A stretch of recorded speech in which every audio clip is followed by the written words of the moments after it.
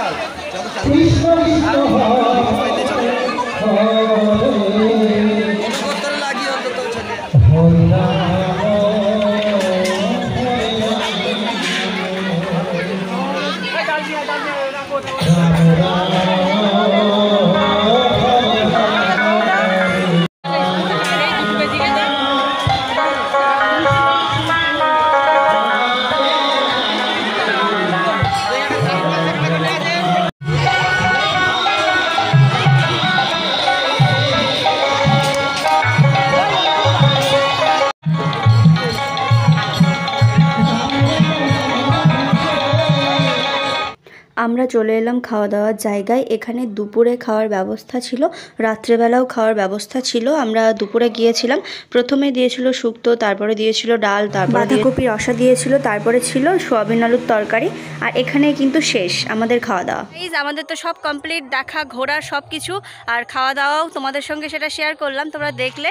এখন যাচ্ছি বাড়ির দিকে, আর তোমরা তো দেখলেই আমি পুরোটা তুলে ধরলাম তোমাদের সামনে যতটা পেরেছি।